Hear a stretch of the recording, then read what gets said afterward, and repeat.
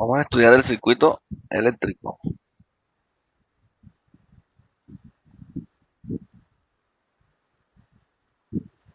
¿Qué es un circuito? Un circuito es un camino cerrado para la corriente. La corriente sale de la fuente, que puede ser una batería, una fuente electrónica, un generador. Recorre una serie de conductores y elementos y regresa nuevamente a la fuente. Por eso se llama circuito. Contiene elementos pasivos, contiene elementos de control, contiene elementos de protección,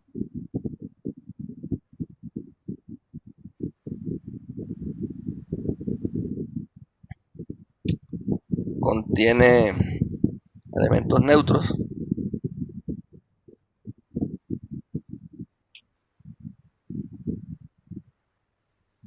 Vamos a verlos cada uno por uno.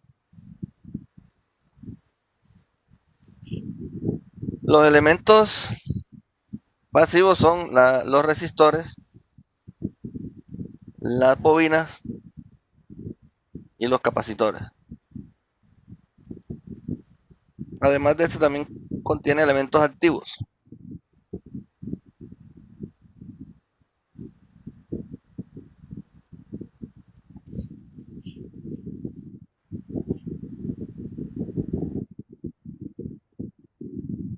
Los elementos activos son las fuentes,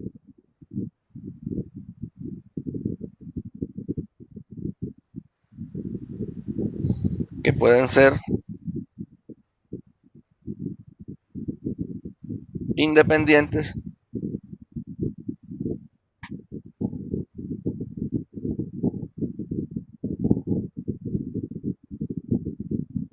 pueden ser dependientes.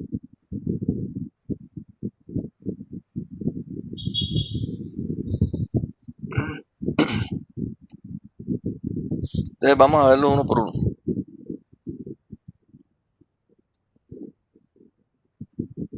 Voy a dibujar aquí un circuito con todos los elementos. Este símbolo es el punto de referencia, donde se miden todos los voltajes, a menos que se especifique lo contrario.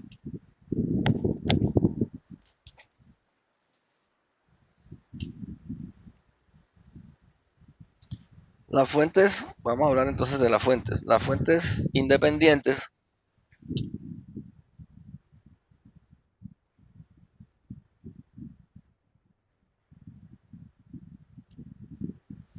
pueden ser de voltaje o de corriente.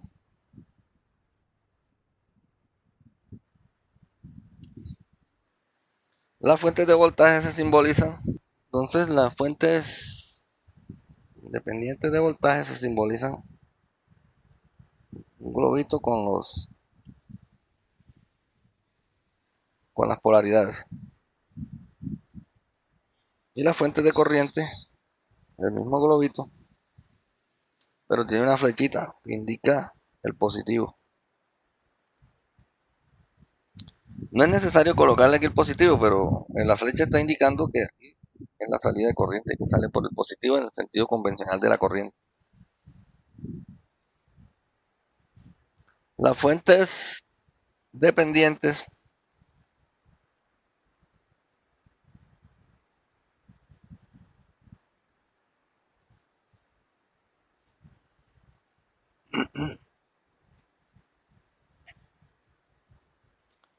las hay de cuatro tipos.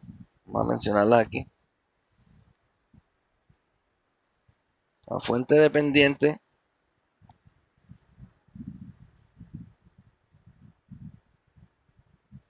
fuente de voltaje controlada por voltaje.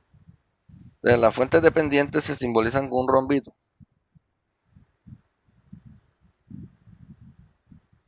También se indica la polaridad. Y como es controlada por voltaje, debe tener una ecuación restrictiva aquí que indica el valor de esa fuente. Por ejemplo, este voltaje de esta fuente es igual a V1 dividido entre 2. Entonces hay que buscar en el circuito dónde está V1 para poder hallar el valor de esa fuente.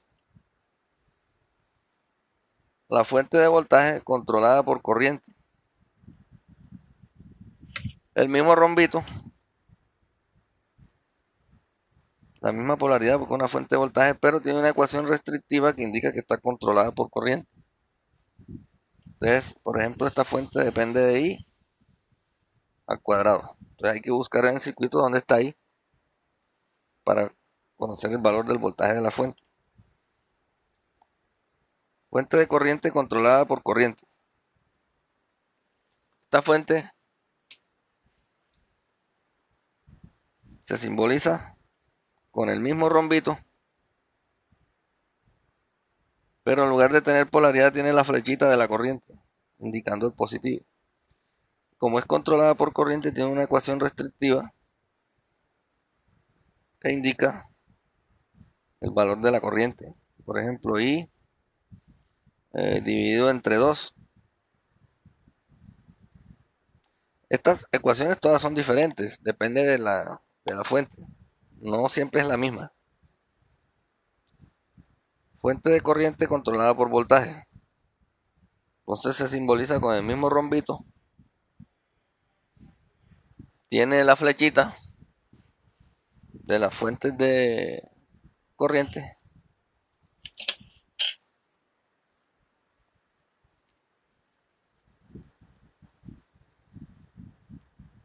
Y tiene una ecuación restrictiva que indica que es controlada por voltaje, por ejemplo.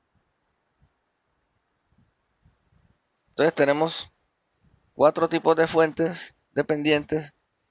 Tenemos 2 fuentes independientes para trabajar con los circuitos.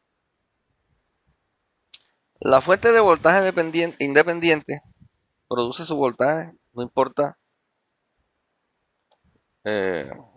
digamos, sin depender de otra parte del circuito.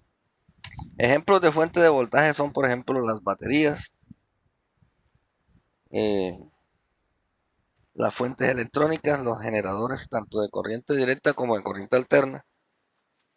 Los de corriente directa se llaman dínamos. Dínamos son los generadores de corriente directa. Los generadores de corriente alterna se llaman alternadores. Ahora les voy a mostrar unos ejemplos ahí en la web. Las fuentes de corriente independientes producen su corriente no importa el voltaje de salida. Ejemplo de estas fuentes podrían ser una máquina de soldar. La máquina de soldar usted le coloca 100 amperes, por ejemplo, y el operador hace el arco y el voltaje se cae a cero. Sin embargo, la máquina mantiene los 100 amperes. A eso es lo que se le llama una fuente de corriente. Es decir, mantiene su corriente no importa si el voltaje cae. La fuente de voltaje mantiene su voltaje no importa el valor de la corriente. Claro que ellas tienen unos límites, ¿verdad? Los límites son los límites de la construcción.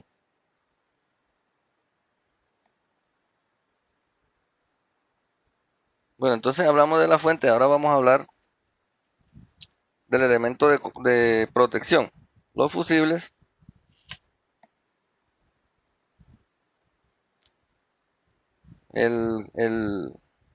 la función del fusible es abrirse cuando hay una anomalía en el circuito. Las anomalías pueden ser cortocircuito y sobrecarga.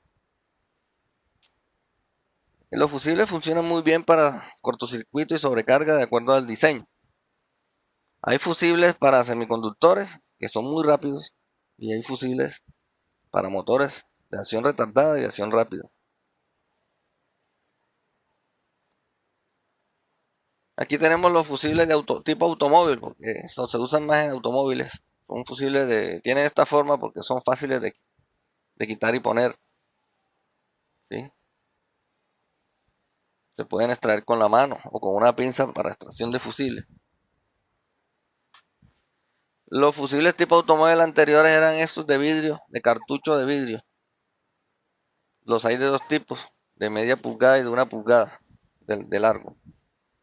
Tienen la característica que tienen 2 casquillos metálicos y tienen un tubo de vidrio y el elemento fusible va por dentro. Cuando el elemento fusible se funde, lógicamente alcanza temperaturas altas, por eso tienen que protegerlo para que no provoque un incendio cuando se funda. Estos fusibles los fabrican en amperes hasta 30 amperes, los he visto. Desde una centésima de amperes hasta 30 amperes. Hay que buscar la tabla de los valores que lo fabrican.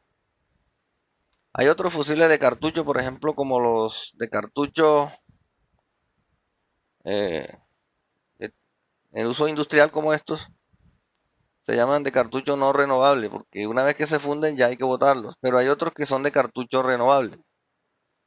Es decir, que yo puedo, como estos, vienen los casquillos son roscados, entonces yo puedo desenroscarlo, cambiar el elemento fusible y volver a utilizar el cartucho. De estos cartuchos hay de uso industrial, también hay en las redes de distribución, las redes eléctricas, en los postes, ustedes ven eso que llaman cañuelas, son, digamos, los cartuchos, los fusiles de cartucho que van montados en un portafusibles, que le llaman, al mismo portafusiles le llaman cañuela. Ese cañuela uno lo desenrosca de un extremo, saca el elemento fundido y lo cambia. Los elementos los venden ahí en las empresas que se encargan de distribuir estos elementos, venderlos. Aquí está el fusible de tapón. Ahí ven cómo se instala una animación. Si están viendo la animación.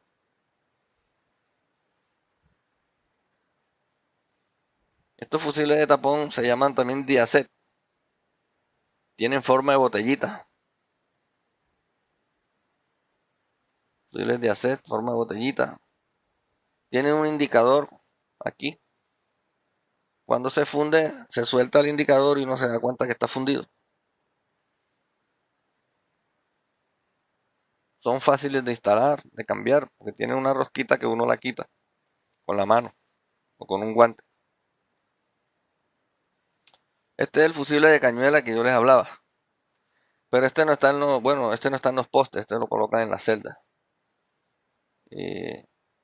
Si se va a cambiar es necesario utilizar si tiene carga, o sea, si está el circuito energizado, hay que utilizar elementos de protección y una cañuela especial para cambiarlo.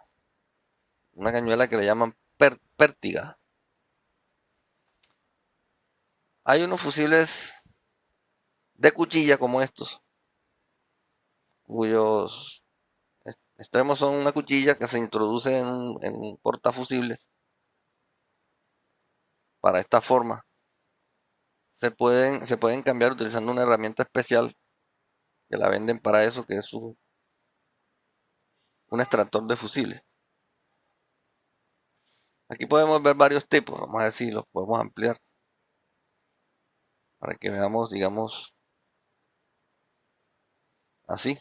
Aquí ya vemos varios tipos, entonces empezamos aquí por el tipo automóvil, fusible de vidrio. Este tipo automóvil, pero ya tiene un cartucho de cerámica. Luego vienen los de cartucho no renovable, porque no se les puede cambiar el elemento. Estos dos, este que está aquí parece renovable, parece de los que vienen roscados. Los fusiles de cuchilla, los fusiles de cuchilla que tampoco son renovables, hay que eliminarlos. Todos estos son de cuchilla. Aquí están los de cartucho nuevamente. Y aquí hay unos de cuchilla más, de un tamaño más grande. El tamaño del fusible representa es la corriente de cortocircuito y la capacidad del fusible. Hay dos valores que se deben tener en cuenta cuando se va a comprar un fusible. Primero que todo, los fusibles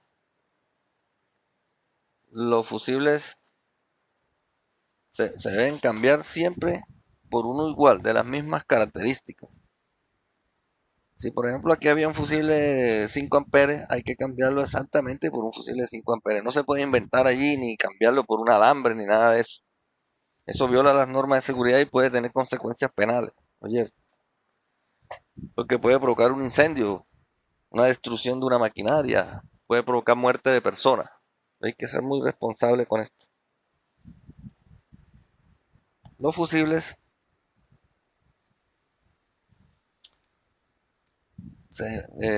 hay dos características que son la corriente nominal y la corriente de cortocircuito. La corriente nominal es la corriente del fusible. Por ejemplo, voy a comprar un fusible de 5 amperes. Entonces, te lo pide, dame un fusible de 5 amperes tipo automóvil, por ejemplo, allá en la almacén de electrónica. Porque estos fusibles se usan mucho en electrónica. La corriente de cortocircuito para estos casos no se tiene en cuenta, pero en la parte industrial sí. Es la corriente máxima de interrupción que es capaz de cortar el fusible. Estas corrientes están dadas en valores altos, en valores de kiloamperes. Hay un apartado ya de estudio más detallado sobre los fusiles. Por ahora les doy esta información.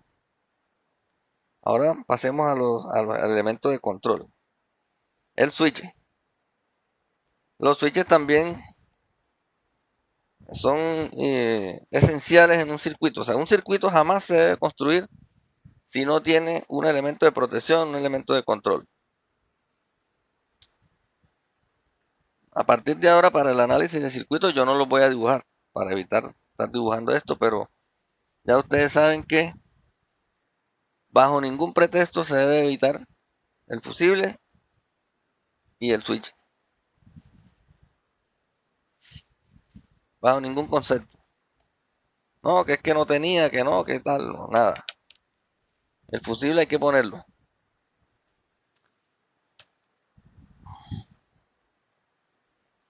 Entonces, en cuanto a los switches,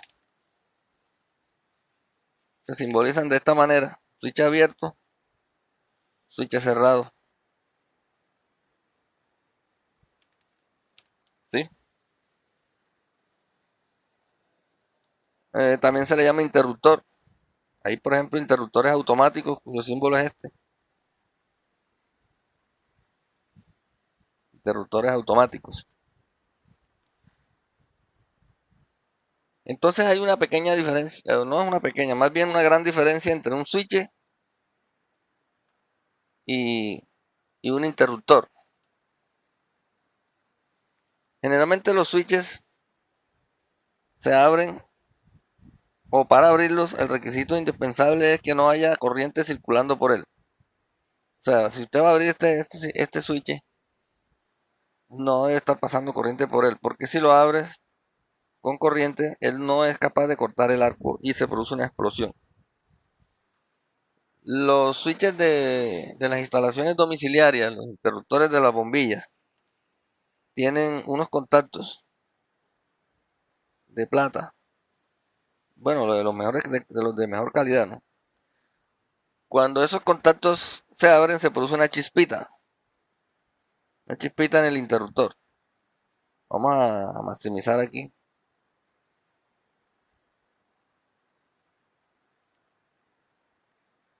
Entonces aquí se produce una chispita en el momento en que se abre.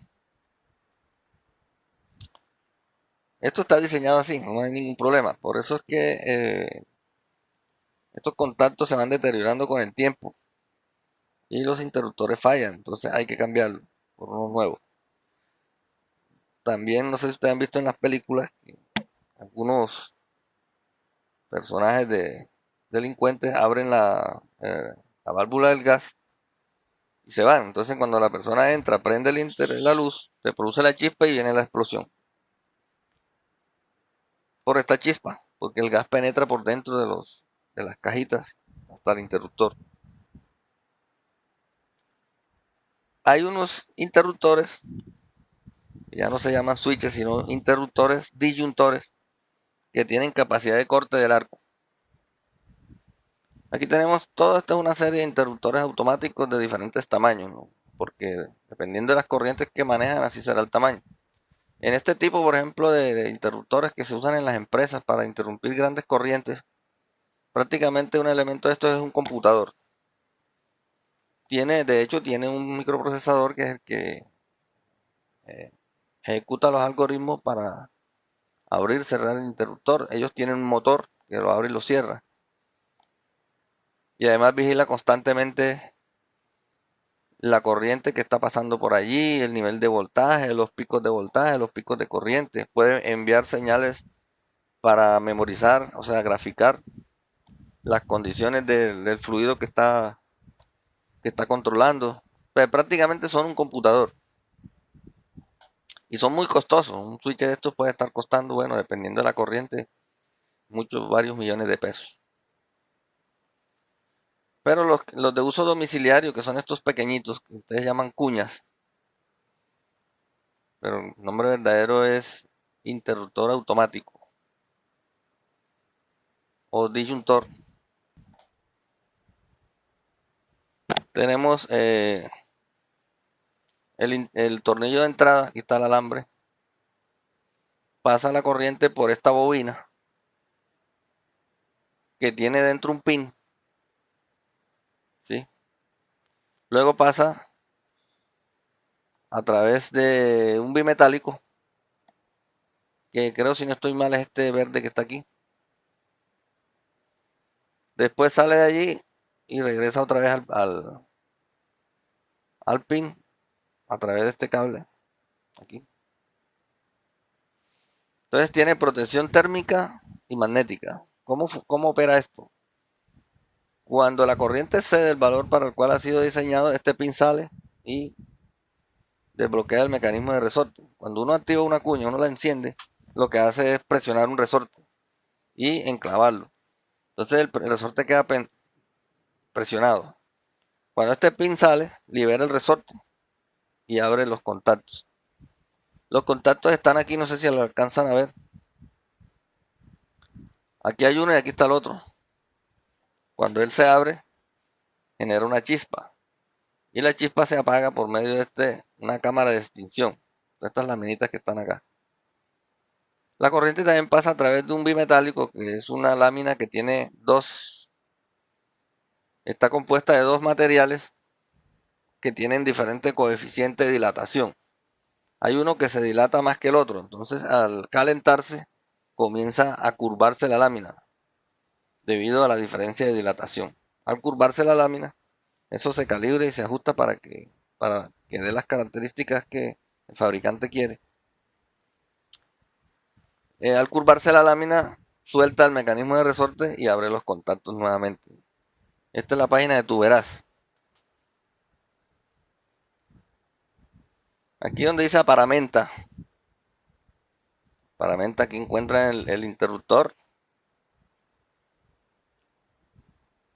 La apertura de un interruptor que no tiene poder de corte del arco, está a la atmósfera. Y cuando se abre se produce un arco muy fuerte. Aquí hay otro que creo que se los mostré en una ocasión.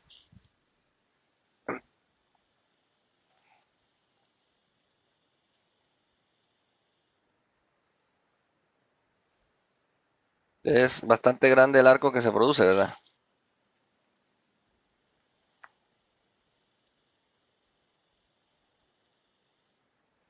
Son 500.000 voltios y unas corrientes muy elevadas. Imagínense ustedes que eso estuviera dentro de una caja. Se explota la caja. Por eso es que los interruptores tienen que estar sumergidos. O sea, hay varios sistemas apagado del arco. Los que no son a la atmósfera, o sea, al aire, vienen en una caja y traen diferentes formas de apagar el arco. Una forma es sumergirlo en aceite y eléctrico. Otra forma es apagado por medio de un soplo de un gas que no es conductor, por ejemplo, argón, neón. Otro es mediante un soplo magnético y el soplo magnético se produce a través de unas láminas metálicas que se interponen entre los contactos. Vamos a ver aquí la apertura de un interruptor. Mire el arco que se produce dentro de la cuña. Entonces, esta es una cuña. Y aquí está la apertura de los dos los dos contactos, cuando se libera el resorte. Y aquí vemos también en la función de apagado del arco. Vamos a repetirlo. Aquí está el contacto, se va a abrir ahorita. Se produce el arco y se apaga inmediatamente. Observen que es atraído, las chispas son atraídas hacia acá, hacia este lugar. Miren. Aquí se ve la corriente de chispas.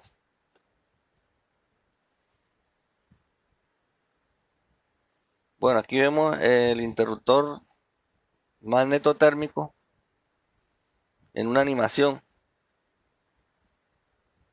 Aquí está la animación. Aquí está, digamos, en forma pictórica mostrando cómo es la acción del bimetálico. Como tiene dos materiales, él se curva y se destraba el mecanismo de resorte. Se produce el disparo. Aquí está la animación de la protección magnética, que es similar. Se corre el pin, destraba el resorte y el mecanismo el interruptor se abre. Bueno, entonces, ¿qué van a aprender ustedes ahorita mismo aquí? Que los interruptores hay de dos tipos, los switches y los disyuntores. Que los switches no se pueden abrir con carga y los disyuntores pueden cortar el arco y se pueden abrir con carga.